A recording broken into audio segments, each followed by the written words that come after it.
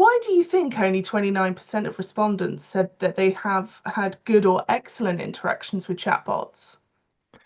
I think it comes down to design. I think chatbots and their function at the moment are really good at very quick finding snappy answers out. So something's a quite simple query.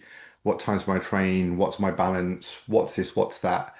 And those sort of what we traditionally call low value transactional queries, chatbots, chatbots, uh, tend to be pretty good at because it's just relaying that basic information. So, and I think that as a proportion of the inquiries that an organization will have, less and less of them are becoming those sort of low value transactional things. Partly A, because customers can get them from other sources, so a web search, ChatGPT, other things will help them. But I just think that we're getting better at giving that sort of brief information out. So I think that's part of the reason. Then I think the other part that's only 29% is a lot of the time that's sort of simple inquiry or that low level transaction inquiry is the starter of a broader conversation. And I think that's where chatbots tend to struggle more so with the way that they're currently designed. Oh, yeah, definitely. Thank you. And I mean, how would you suggest contact center leaders shift from the efficiency first mindset to a more experience driven approach when designing their chatbots? Yeah, I think, look, clearly the tension in a contact center is about being efficient. We don't want every call being 30 minutes or every chat being an hour because that'd be nuts. You'd have millions of agents around the world. So clearly you've got to do it efficiently and your customers want speed as part of the process. They don't want to be hanging around. So speed and efficiency is important. However, most of the time that tends to be the primary overarching design principle in developing a chat bot or whatever it is we're kind of talking about in that kind of contact channel.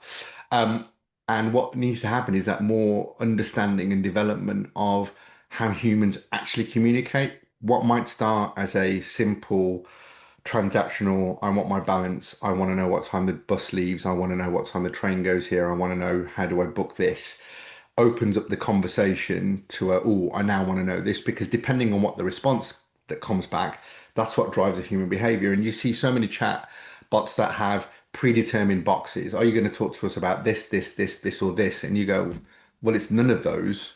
How do I talk to you if it's about none of those? And there's not an obvious design. They put other and you click other and then it asks you a bit. Or even if you just type in, like a lot of the time, I just put speak to a human or put me through to an agent.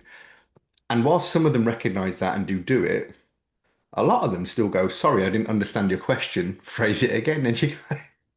And you're like, well, it doesn't fit in any of the boxes you've given me. You want me to stay on this channel. You clearly want this channel to be used, but yet you're not giving me a way of using the channel that's more natural to me. So I think it's just a simple adage of, we've used things like put yourself in the customer's shoes so often as a bit of a cliche statement in design.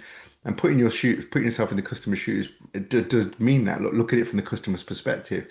How are you monitoring how people are using your chatbot or not using your chatbot? How are you using that data? How are you using that insight to drive the decision making? And even before you get there, how are you understanding how your customers currently describe their issues, problems, and things that happen, and ensuring that that's taken into account when you design what your chatbot's trying to do?